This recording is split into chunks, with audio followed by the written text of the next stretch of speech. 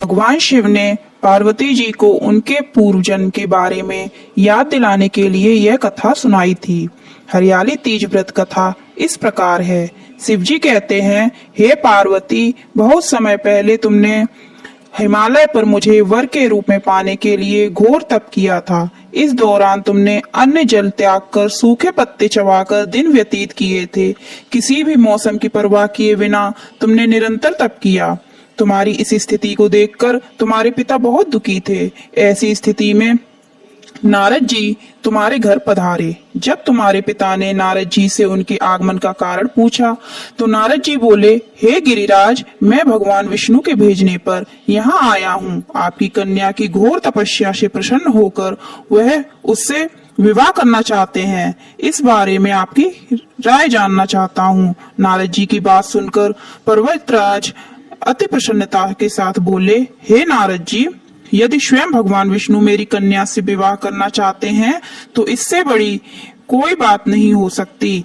मैं इस विवाह के लिए तैयार हूँ। फिर शिव जी पार्वती जी से कहते हैं, तुम्हारे पिता की स्वीकृति पाकर नारद जी विष्णु जी के पास गए और यह शुभ समाचार सुनाया।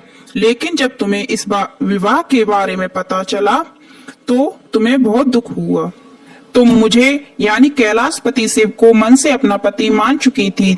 तुमने अपने व्याकुल मन की बात अपनी सहेली को बताई। तुम्हारी सहेली से सुझाव दिया कि वह तुम्हें एक घनघोर वन में ले जाकर छुपा देगी और वहां रहकर तुम शिव जी को प्राप्त करने की साधना करना। इसके बाद तुम्हारे पिता तुम्हें घर में ना पाकर बड़े चिंतित और दुखी हुए।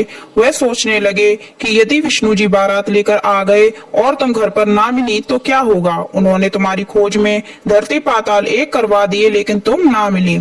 तुम वन में एक गुफा के भीतर मेरी आराधना में लीन थी। भाद्रपद तृतीय शुक्ल को तुमने रेत से एक शिवलिंग का निर्माण कर मेरी आराधना की, जिससे प्रसन्न होकर मैंने तुम्हारी मनोकामना पूर्ण की।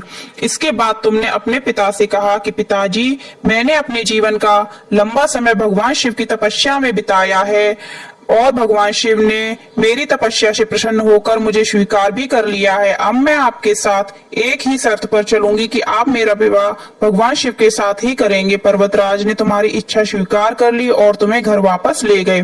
कुछ समय बाद उन्होंने पूरे विधि विधान से हमारा विवाह किया। भगवान शिव ने इसके बाद कहा कि हे पार्वती, तृतीया को तुमने मेरी आराधना करके जो व्रत किया था उसी के परिणाम स्वरूप हम दोनों का विवाह संभव हो सका। इस व्रत का महत्व यह है कि मैं इस व्रत को पूर्ण निष्ठा से करने वाली प्रत्येक स्त्री को मनवांछित फल देता हूँ।